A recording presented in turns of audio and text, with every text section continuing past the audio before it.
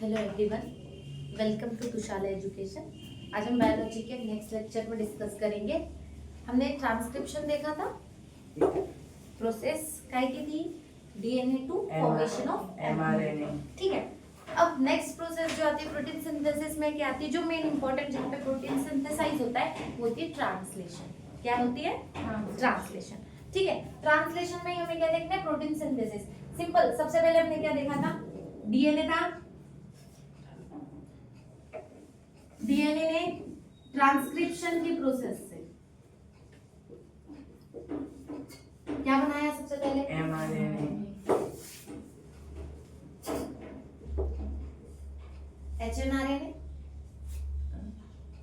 HnRNA बनाया था, heterogeneous nuclear RNA.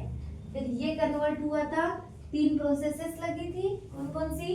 Capping, splicing और टेलिंग से इसका कन्वर्जन हुआ था एम क्यू। इंट्रॉन को रिमूव करना पड़ेगा।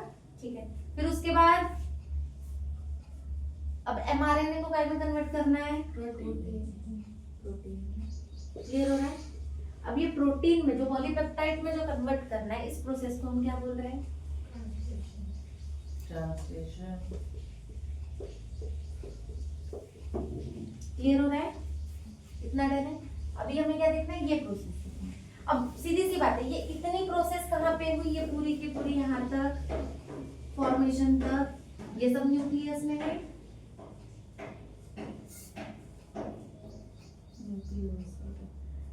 ये सब कहाँ हुई? न्यूक्लियस में। अब यहाँ से mRNA टू प्रोटीन, ये कहाँ पे प्रोसेस होगी?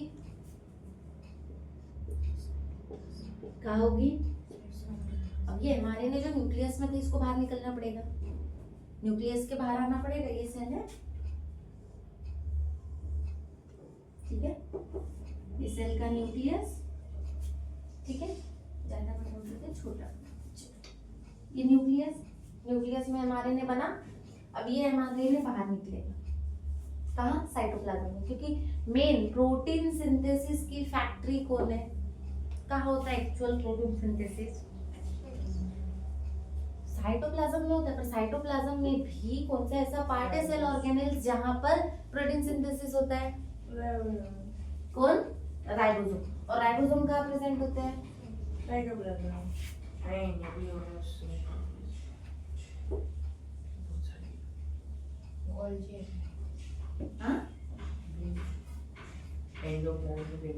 Endoplasmic reticulum. उसमें भी कौन था? Endoplasmic reticulum, rough endoplasmic reticulum, जिसके ऊपर में क्या होते हैं?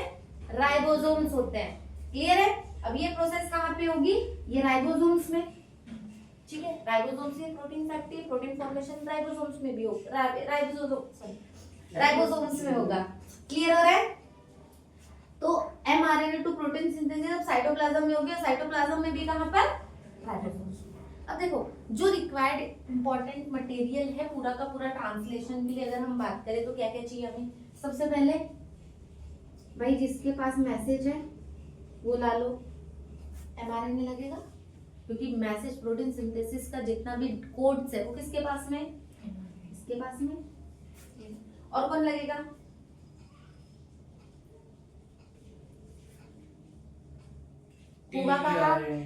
होगा कहाँ पे? Endoplasmic reticulum. क्या नाम बोला अभी इसको?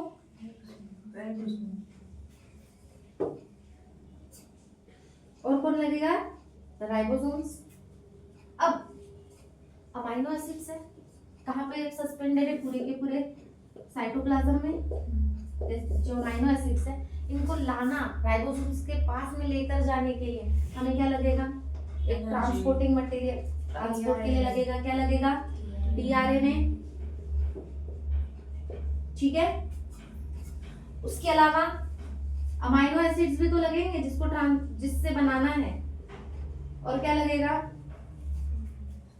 देखो, राइबोसोम्स के दो यूनिट होते हैं। कितने यूनिट होते हैं? दो सब यूनिट्स होते हैं, एक स्मॉलर और एक लार्जर सब यूनिट। ठीक है,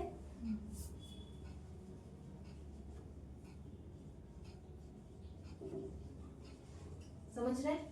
अब देखो मोस्टली क्या होते हैं, ये दोनों डिफरेंट डिफरेंट अलग अलग होते हैं, एक साथ नहीं होते। जब प्रोटीन सिंथेसिस करवानी है तब ये दोनों क्या आते हैं, साथ में आते हैं। फॉर एग्जांपल देखो ये उसका स्मॉल यूनिट है, यहाँ पे आएगा mRNA अटैच हो जाएगा, फिर उसके बाद tRNA आएगा, उसके बाद ये इसका सेकेंड यूनिट इसके पास आके अटैच होगा। तो इसको अटैच करने के लिए भी, ये दोनों यूनिट को अटैच करने के लिए भी क्या लगेगा हमें, Mg2+ आयन। तो मतलब यहाँ पे हम क्या बोल सकते हैं, Mg2+ आयन भी हमें लगेगा। क्यों? राइबोसोम्स के दोनों सब यूनिट को कनेक्ट करने के लिए। क्लियर है? उसके अलावा और क्या बचा, एटीपी, एनर्जी लगेगी, क्या लगेगी, एनर्जी लगेगी पूरे प्रोसेस के लिए, एटीपी एनर्जी लगेगी। उसके अलावा कुछ रिलीजिंग फैक्टर्स एंजाइम्स लगेंगे, ठीक है, एंजाइम्स वगैरह जिसको मैं कुछ रिलीजिंग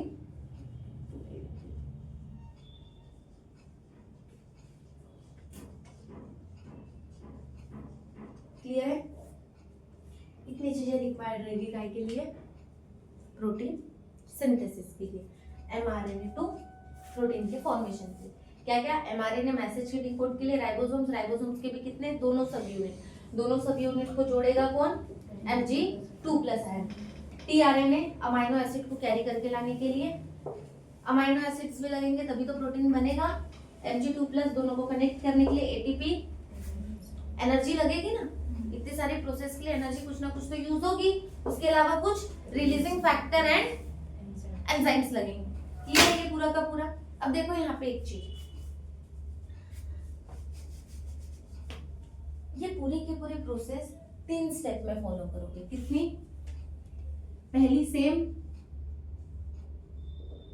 इनिशिएशन, जैसे ट्रांसक्रिप्शन हुई थी, second elongation, last translation, termination, translation.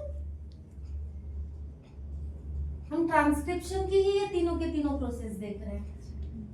Clear हो रहा है? अब इनिशिएशन, इनिशिएशन मतलब स्टार्ट होना। अब कैसे स्टार्ट होगी प्रोसेस,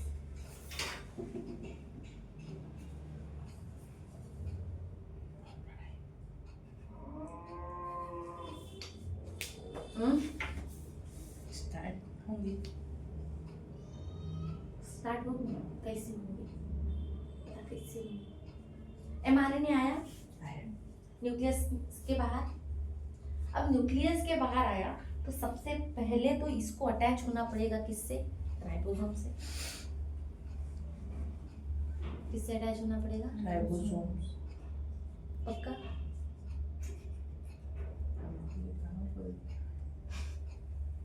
अरे तो सीधी सी हाँ, बात है होना तो ना पड़ेगा बाबा। उसको। अब मुझे एक बात बताओ, बिना राइबोसोम्स के अटैच हुए वो, अभी तो मैंने बोला था इसके पहले जब मैंने बोली यहाँ पे आएगा क्या बोलते हैं, mRNA आके अटैच हो जाएगा। क्लियर है? राइबोसोम से अटैच हो जाएगा, फिर उसके बाद tRNA को एक्टिवेट करना पड़ेगा एटीपी एनर्जी से। मैं पहले ओवरऑल बता रही हूँ, उसके बाद हम पूरे डायग्रामेटिक रिप्रेजेंटेशन लिखते हैं, ठीक है।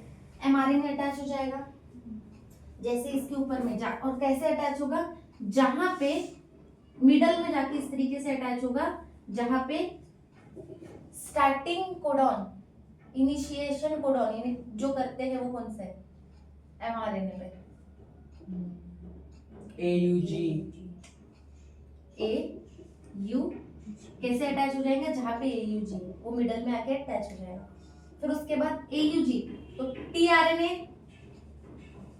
कौन सा अमाइनो एसिड लेके आएगा, AUG किसको कोड करता था,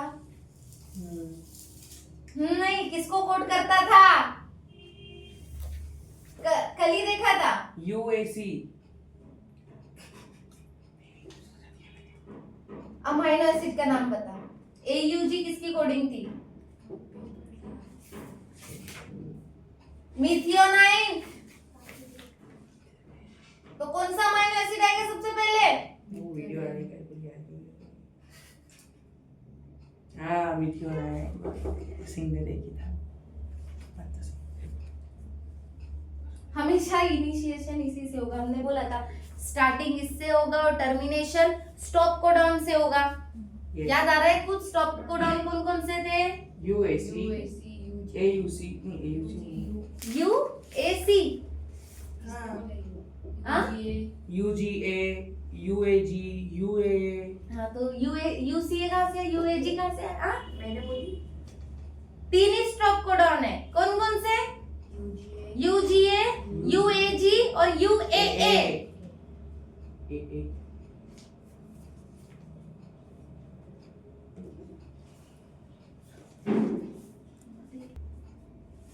चलो अब देखते हैं एक एक प्रोसेस। सबसे पहले देखते हैं इनिशिएशन। अब मुझे एक बात बताओ, साइटोप्लाज्म में अमीनो एसिड्स है। अब सबसे पहले तो अमीनो एसिड को एक्टिवेट करना पड़ेगा। एक्टिवेट करने के लिए एनर्जी लगेगी कौन सी? एटीपी। अब सबसे पहली चीज यहाँ पे एक चीज देखो,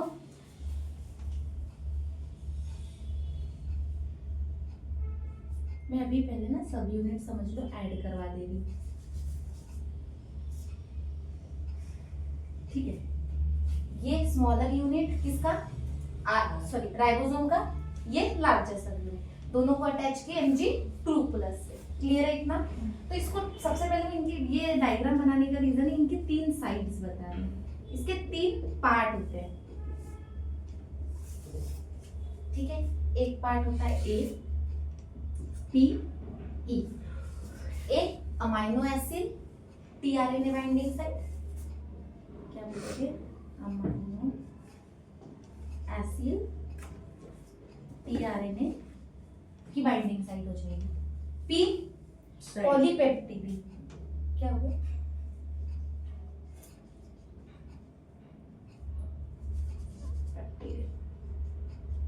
पेप्टिडिल टीआरएनए की बाइंडिंग साइट हो जाएगी। क्लियर है?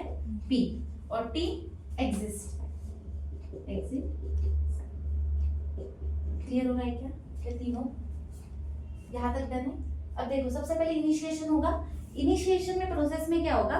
सबसे पहले जो अमाइनो एसिड्स एक्टिवेट होंगे और अमाइनो एसिड एक्टिवेट होने के बाद जो हमारा जो एमआरएनए आया था, ठीक है? एमआरएनए आया था, एमआरएनए आके ये जो स्मॉलर जो राइबोसोम का सब यूनिट है उससे आके अटैच हो जाएगा। और कैसे अटैच होगा कि प्रॉपर ये जो पी साइड है ना, पी साइड पे इसके इनिशिएशन कोडॉन आ जाए। भले इसके आगे भी कोडॉन्स हो सकते हैं इस तरीके से, बट इस तरीके से आके अटैच हो जाएगा मिडल में पी की। यहाँ पे क्या आ जाए इसके? ए यू, बोल कुछ ए यू जी, इस तरीके से मिडल में, मतलब इस तरीके से आके अटैच हो जाएगा। ये बोल के हमारी पी साइड है, यहाँ तक डन है? अटैच हुआ। अब अटैच होने के बाद सबसे पहले राइबोसोम टीआरएनए एक्टिवेट होता है और इसके एंटीकोडॉन को लेकर मिथियोनाइन, एयूजी कोडिंग किसकी है? मिथियोनाइन। तो पहले अमाइनो एसिड को लेकर इसके पास में आता है। देखो सॉरी, हाँ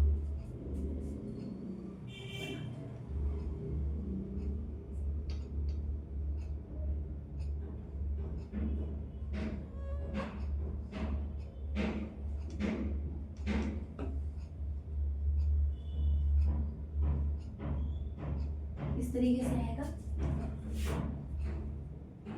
और ये क्या है? Amino acid binding site. यहाँ पे हमारा कौन सा आ जाएगा? मिथियोनाइन अमाइनो एसिड आ जाएगा। क्लियर हो रहा है? लेके आया। जैसे ही ये सबसे पहले जो इनिशिएशन टीआरएनए जो आता है, इनिशिएटेड टीआरएनए, तो वैसे ही जो राइबोसोम का लार्जर यूनिट है वो आके यहाँ से इससे अटैच हो जाता है। क्लियर हो रहा है? लार्जर यूनिट इसके अटैच हो जाएगा और कनेक्ट कौन करेंगे? Mg2+। यहां तक समझा क्या? सबसे पहले क्या हुआ? अमाइनो एसिड एक्टिवेट हुए एटीपी से, एमआरएनए अटैच हुआ किससे? स्मॉलर सब यूनिट ऑफ राइबोसोम। एनर्जी लगेगी और कैसे अटैच हुआ और कौन सी साइड पे अटैच हुआ? इस पेप्टिडिल टीआरएनए जो 3 पार्ट है उसमें से मिडल वाले पार्ट में, मिडल में आके एग्जैक्टली अटैच हो जाएगा जहां पे इसके इनिशिएशन कोडॉन होंगे। जरूरी नहीं पूरे एमआरएनए पे इनिशिएशन कोडॉन के पहले भी कुछ कोडॉन हो सकते हैं, पर किस तरीके से अटैच होगा, जहाँ पे एयूजी पहली बार आएगा और जहाँ से इनिशिएशन हमारी काय की होगी, प्रोटीन सिंथेसिस की। एयूजी जैसे ही अटैच होगा तो हमारा टीआरएनए एक्टिवेट होगा और उसके एंटी कोडॉन कौन कौन से है, इसके ए का यू, ए सी, यूएसी को लेकर, एंटी कोडॉन को लेकर, मिथ्योनाइन अमाइनो एसिड को लेकर इसके ऊपर में जाके अटैच हो जाएगा एमआरएनए के साथ। कौन से बॉन्ड से, इन दोनों के बीच में हमने पता है बेस पेयर के बीच में कौन सा बॉन्ड होता है, हाइड्रोजन बॉन्ड होता है। कौन सा बॉन्ड रहेगा यहाँ, हाइड्रोजन बॉन्ड के साथ में। क्लियर हो रहा है क्या डर? और जैसे ही ये टीआरएनए आएगा उसके बाद जो लार्जर पार्ट है किसका, राइबोसोम का, वो भी आके अटैच हो जाएगा और इन दोनों को, दोनों सब यूनिट को कनेक्ट कौन करेगा, Mg2+। यहाँ पे इनिशिएशन क्लियर हुआ क्या? पक्का। यहाँ से हमारी प्रोसेस इनिशिएट हो जाएगी। अब इसके बाद प्रोसेस स्टार्ट होगी हमारी एलोंगेशन की। क्लियर हो रहा है? देखो इस तरीके से था,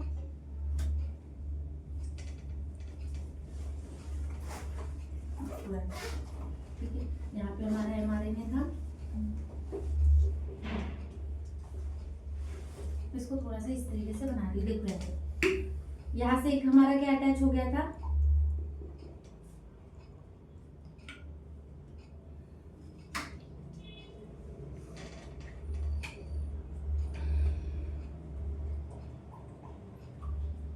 ठीक है, ये टीआरएनए मिथ्योनाइन को लेके आ गया था।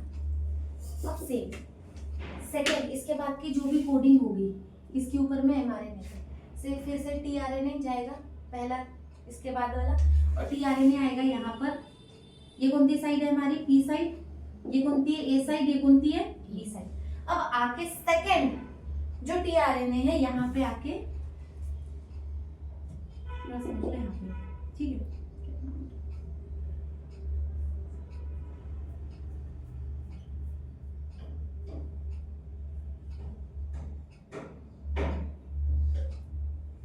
सेकेंड अमाइनो एसिड को लेके आ जाएगा इस तरीके से, ठीक है।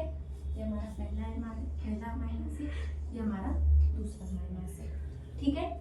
कौन से साइड पे आएगा, ए साइड पे, अमाइनो एसिड साइड पे टीआरएनए आके यहाँ पे अटैच हो गया सेकेंड। अब देखो दो अमाइनो एसिड साथ में आ गए, सीधी सी बात है, अमाइनो एसिड लविंग होता ही है, सीधी सी बात है। तो ये क्या करेगा, ये जो साइड है इसको लीव करना चाहेगा, ये जो टीआरएनए वाली साइड है इसको क्या हटना, ये वाला जो है इससे हटना चाहेगा, भाई मुझे इसके साथ में जाना है। तो ये क्या करेगा, इन दोनों के बीच में एक बॉन्ड फॉर्म होगा जिसको बोलते हैं पेप्टाइड बॉन्ड।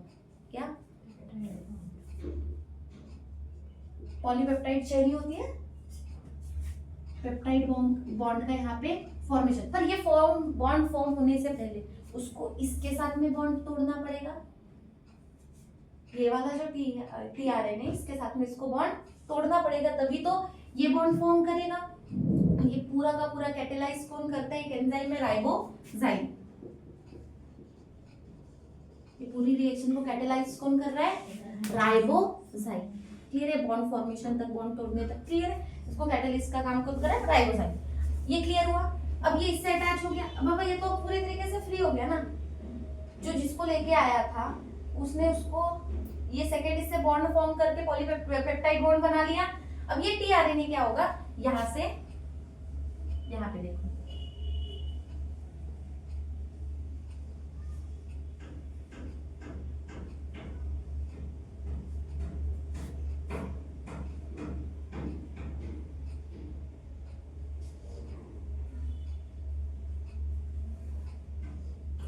ये एक था, ये अब इसके साथ में अटैच हो गया, तो ये वाला जो टीआरएनए है ये रिमूव हो जाएगा रे बाबा।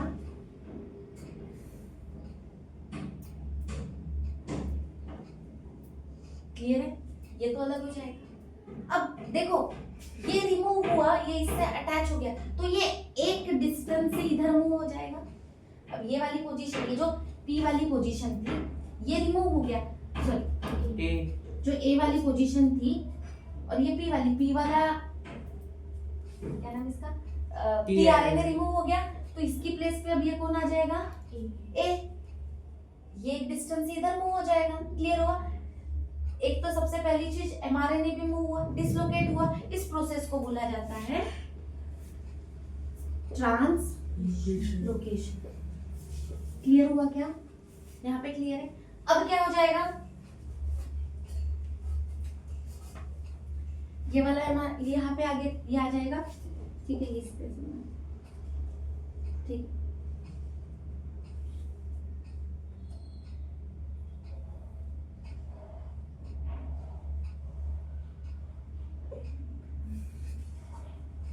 रहने दे।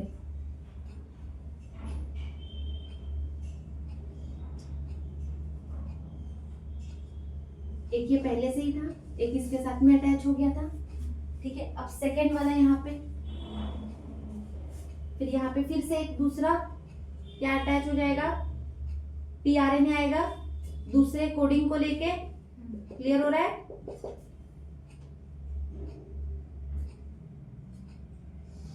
एक और अमीनो एसिड को लेके आएगा। फिर क्या करेगा ये, फिर से इसके साथ में पॉलीपेप्टाइड बॉन्ड बनाएगा। ये फिर से डिसलोकेट होगा। ऐसी प्रोसेस कंटिन्यूअसली क्या होते जाएगी, रन होते जाएगी। कंटिन्यू कंटिन्यू कंटिन्यू कंटिन्यू जब तक एंड पे ना पहुंच जाए। क्लियर हो? जैसे कि एक और बार अगर हम बनाए तो सीधा इस तरीके से ऊपर में क्या फॉर्म होते रहेंगे, ये अमाइनो एसिड्स के जो है वो लिंकेज फॉर्म होते रहेंगे। पॉलीपेप्टाइड बॉन्ड से क्या होते जाएंगे, लिंक होते जाएंगे। और ये टीआरएनए रिमूव होते जाएगा। टीआरएनए रिमूव हो रहा है, ऊपर बॉन्ड फॉर्म हो रहा है। इसी प्रोसेस को हम क्या बोल रहे हैं, ट्रांसलोकेशन। डिसलोकेट हो रहा है ना एमआरएनए से रिमूव, ठीक, उतना उतना पोजीशन से वो आगे आगे आगे बढ़ रहा है, तो ये वो प्रोसेस हो जाएगी हमारी ट्रांसलोकेशन। और कंटिन्यूअसली ये अमाइनो एसिड्स के जो क्या है, अमाइनो एसिड की जो ये लिंकेज है फॉर्म होते रहेगी। तो इसी को हम क्या बोलते हैं, एलोंगेशन। इलोंगेट हो रही है ना? पक्का? यहाँ तक किसी को कोई डाउट है? पक्का? देखो, सबसे पहली चीज देखो, ये इलोंगेशन कैसे स्टार्ट हुआ था। एक मिनट, जब ये पी वैकेंट हुआ, पी साइड वैकेंट हुआ, तब जाके ये जो ए वाले ने इसकी स्पेस लिया, ठीक है, पी ने ए की स्पेस लिया, और ए से फिर ये ए पे आने के बाद ए वाला जो टीआरएनए यहाँ पे आया, फिर सेम वो भी रिमूव हुआ। तो जैसे जैसे पी वैकेंट होते जाएगी, ए वाला जो टीआरएनए ये मूव करते जाएगा कहाँ पे, पी के बाद रिमूव होने के बाद ई पे आएगा, ई से एग्जिस्ट होते जाएगा बाहर। एग्जिस्ट साइड ही है, बाहर निकल। क्लियर है? तो इससे वो डिसलोकेट होगा। इसी को क्या बोलेंगे हम, ट्रांसलोकेशन। और ये इतना पूरा प्रोसेस कितने सेकेंड में हो जाता है, 0.1 सेकेंड से भी कम का टाइम लगता है। 0.1 सेकेंड में हो जाता है। क्लियर है? तो फिर टीआरएनए जाता है। हाँ, टीआरएनए जाता है। फिर से दूसरे अमीनो एसिड को लेने बेचारा, काम ही बेचारे का ट्रांसपोर्ट करना है। मैंने उस दिन भी बताया टीआरएनए कैसा काम करता है, गधे की जैसा। भाई काम, अमीनो एसिड को लेके आओ। क्लियर है? चलो यहाँ देखो, अरे पापा इधर देखो।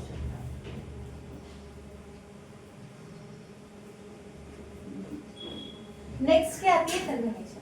अब देखो ये प्रोसेस कब तक, इलोंगेशन की प्रोसेस कब तक चलती रहेगी, जब तक 20 अमाइनो एसिड बन जाते हैं।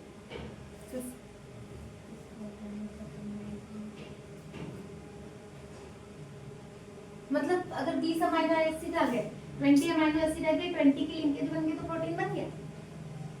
जरूरी है? किसने बोला 20 अमीनो एसिड से एक प्रोटीन बनता है? मल्टीपल यूनिट से। 20 अमीनो एसिड से ही नहीं बनता, 20 type of amino acid present होते हैं, और अलग अलग अमीनो एसिड्स के कॉम्बिनेशन से अलग अलग टाइप ऑफ प्रोटीन बनता है। जैसे केराटिन और हीमोग्लोबिन, क्या दोनों के कंपोनेंट सेम ही होंगे क्या? पूरे तरीके से पूरे अमीनो एसिड सेम ही होंगे क्या?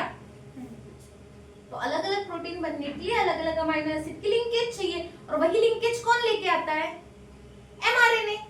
एमआरएनए के ऊपर में जैसा कोड रहेगा उस हिसाब से प्रोटीन की सिंथेसाइज होगी। देखो अब 5th and to 3rd and, ठीक है, शुरू हुआ यूजी यूएजी,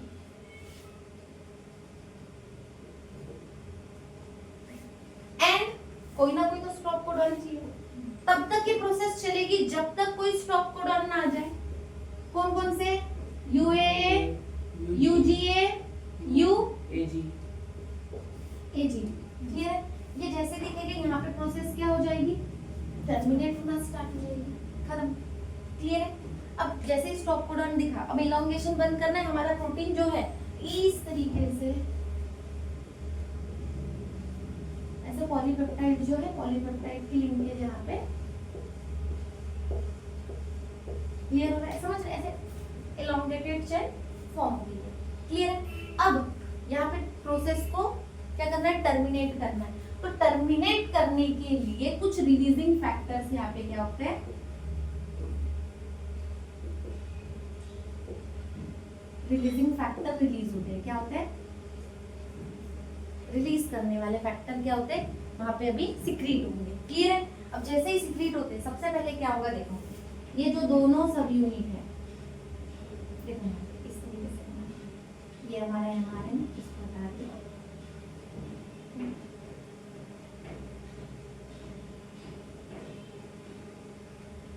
ये वाली लिंकेज फॉर्म होगी, मैं इतनी दूर में बना रही हूँ, समझ लो। तो अब क्या होगा, सबसे पहले दोनों के दोनों सब यूनिट अलग हो जाएंगे, एमआरएनए यहाँ से अलग हो जाएगा, टीआरएनए अलग, मतलब सभी कंपोनेंट यहाँ से हमारा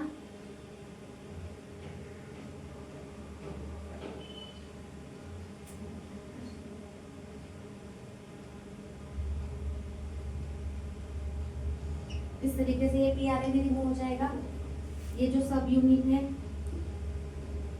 ये भी अलग हो जाएंगे, साथ साथ में हमारा एमआरएनए भी अलग हो जाएगा और साथ में पॉलीपेप्टाइड भी अलग हो जाएगा। क्लियर है? रिलीजिंग फैक्टर में सबको क्या करेगा, डिफरेंशिएट कर देगा। ठीक है? ये जो पॉलीपेप्टाइड की लॉन्गेस्ट चेन है अमीनो एसिड की, ये वन काइंड ऑफ प्रोटीन जो है उसमें अपना प्रॉपर स्ट्रक्चर ले लेंगी। ठीक है? अब ये दोनों डिफरेंशिएट, इसका काम खत्म। अब ये एमआरएनए क्या हो जाएगा, डीनेचर्ड हो जाएगा। क्या करेगा, जो न्यूक्लियस एंजाइम है, जैसे ही ये रिलीज हुए तो न्यूक्लियस एंजाइम क्या करेगा, एक्ट करेगा, न्यूक्लियस एक्ट करेगा और एमआरएनए को खत्म। इसलिए एमआरएनए कैसा होता है, शॉर्ट लाइफ, जितने तक काम है उतने तक ही वो बेचारा, उसने प्रोटीन से, उसके पास क्या मैसेज है, मैसेज को डिकोड कर दिया, प्रोटीन बना दिया, खत्म उसका काम। उसको न्यूक्लियस क्या कर देगा, डाइजेस्ट कर देगा, डीनेचर्ड कर देगा। क्लियर है? यहाँ तक पूरी प्रोसेस हुई, यहीं पे हमारा टर्मिनेशन एंड, और हमारा प्रोटीन हमें यहाँ पे जो प्रॉपर जो प्रोटीन की इंफॉर्मेशन की, प्रोटीन सिंथेसाइज हो गया। क्लियर है? देखो शुरुआत कहाँ से हुई थी, इनिशिएशन किसने किया, इनिशिएशन किसने किया, एमआरएनए सबसे पहले एक्टिवेट हुआ। कौन, अमीनो एसिड साइटोप्लाज्म का, एमआरएनए आके शॉर्टर जो स्मॉलर वाला जो सब यूनिट है किसका, राइबोसोम्स का, उसके अटैच हो गया।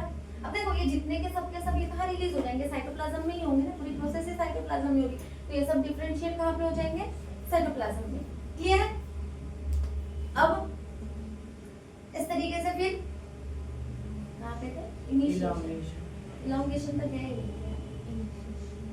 हाँ यहाँ अटैच हुआ पहला कोडॉन से, फिर ट्रांसलोकेशन की प्रोसेस होगी, ट्रांसलोकेशन में क्या होगा, इलॉन्गेशन होगा, और टर्मिनेशन में जैसे ही स्टॉप कोडॉन मिले प्रोसेस एंड और हमें प्रोटीन मिल जाएगा। क्लियर है क्या? पूरी शुरुआत से क्या क्या हुआ था, सबसे पहले लिखोगे क्या क्या, तो अगर तुम्हें इसको लिखना है तो किस वजह से मेंशन करोगे, पूरी ट्रांसलेशन की प्रोसेस। सबसे पहले जो फैक्टर रिक्वायर्ड है, पूरे फैक्टर क्या क्या थे, mRNA, amino acids, ribosomes, tRNA, ATP, Mg2+ ion और रिलीजिंग फैक्टर्स। इनके बारे में यूनिट्स लिखोगे, किसके, तीनों पार्ट लिखोगे, किसके, राइबोसोम्स के। राइबोसोम्स को प्रॉपर एक्सप्लेन, राइबोसोम्स के तीनों पार्ट, अमीनो एसिड, पेप्टिडिल और एक्सिन तीनों। फिर उसके बाद इनिशिएशन में सबसे पहले क्या होगा, एटीपी एनर्जी से अमीनो एसिड एक्टिवेट होंगे।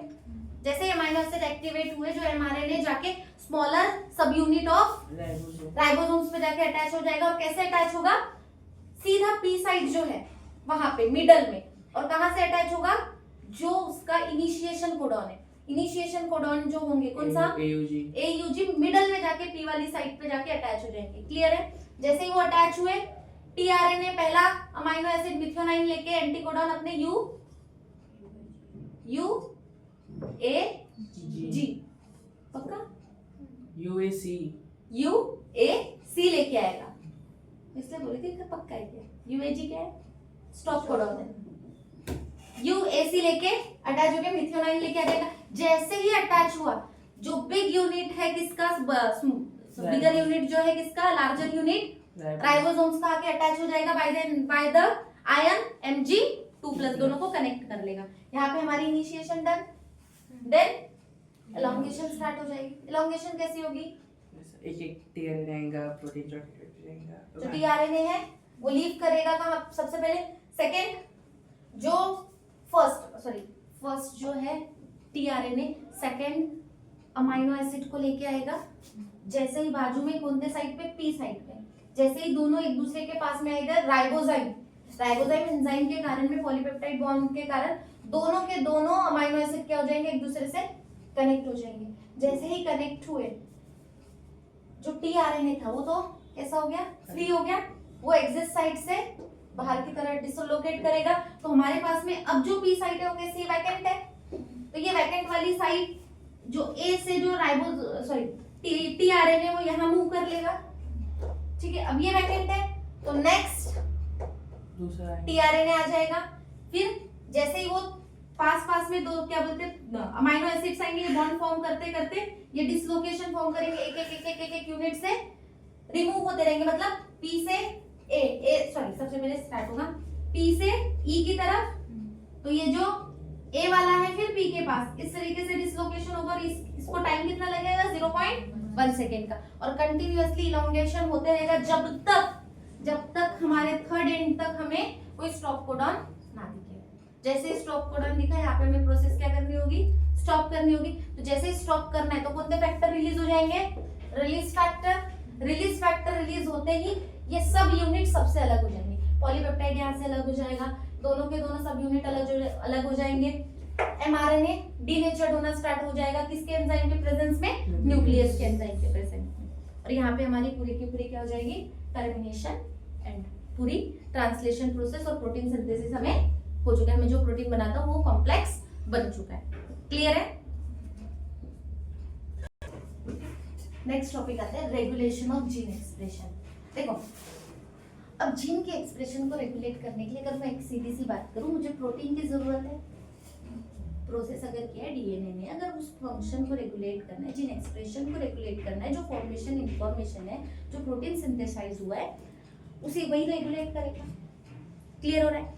तो अगर प्रोटीन का फॉर्मेशन ना हो तो इसका एक्सप्रेशन दिखेगा, जीन रेगुलेट होगा क्या, नहीं। तो सीधी सी एक बात है, किस तरीके से किस प्रोसेस में जीन को हम रेगुलेट या फिर उस एक्सप्रेशन को रोक सकते हैं।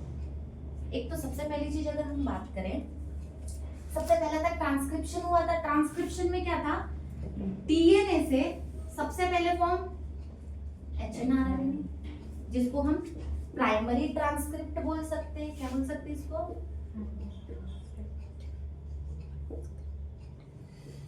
यही फॉर्म हुआ था ना प्राइमरी ट्रांसक्रिप्ट। ये क्या थी, ये हमारी अभी कौन सी प्रोसेस चल रही है, ट्रांसक्रिप्शन। ठीक है। अब ट्रांसक्रिप्शन में जो प्राइमरी ट्रांसक्रिप्ट है, डीएनए से ये बने ही ना, पहली तो प्रोसेस ये कि ये बने ही ना, तो प्रोटीन बनेगा क्या, फर्स्ट स्टेप तो यही रहेगी हमारी, ये स्टेप हम बोलेंगे तो यही रहेगी। ठीक है। अगर हम बात करें सेकेंड एमआरएनए, एचएनआरएनए से हमारा एमआरएनए बने।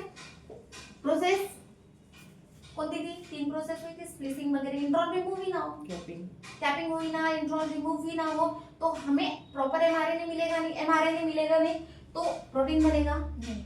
तो ये हमारी भी एक ये रेगुलेट कर सकती है। थर्ड, एमआरएनए जाएगा कहाँ, एमआरएनए से बनेगा प्रोटीन। पर प्रोटीन कब बनेगा रे बाबा, जब ये साइटोप्लाज्म में जाए। कहा जाए, साइटोप्लाज्म। अगर ये साइटोप्लाज्म में गया ही प्रोटीन नहीं बनेगा।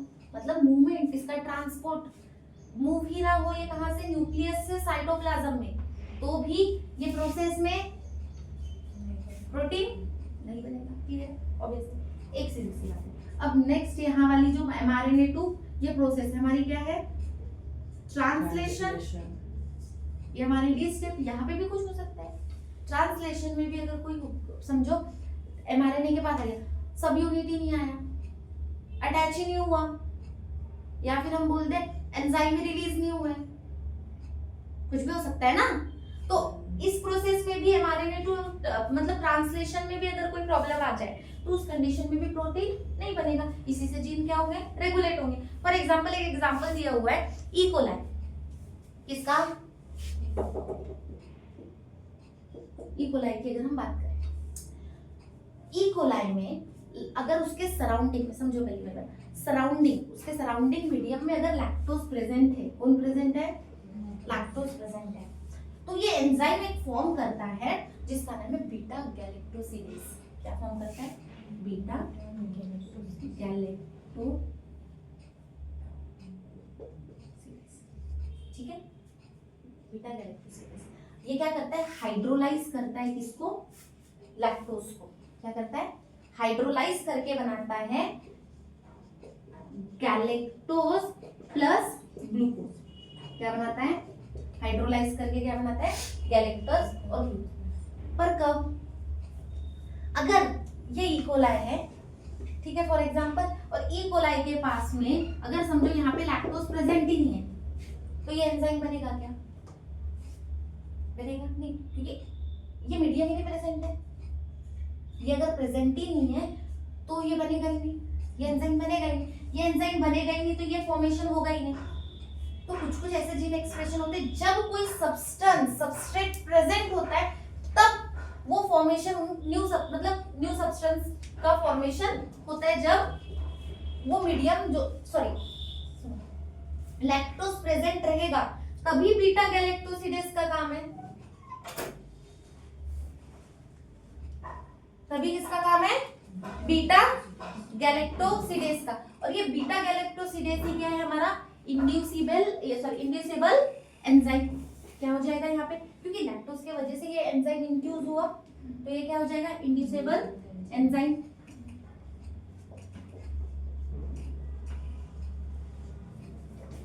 अब मुझे एक बात बताओ, प्रोसेस किसके कारण इंड्यूस हो रही है,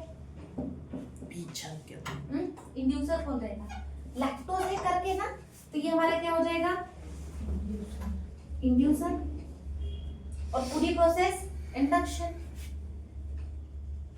पूरी प्रोसेस ही क्या है, इंडक्शन। पर यहाँ पे बताने की बात क्या है, सबसे पहली चीज, अगर वो सबस्ट्रेट प्रेजेंट, जीन रेगुलेट करना है, और जीन रेगुलेट करने के लिए अगर मीडियम में अगर लैक्टोज प्रेजेंट है तभी बीटा गैलेक्टोसिडेज क्या होगा, रिलीज होगा, और तभी जाके न्यू जो सबस्ट्रेट है वो फॉर्म होगी।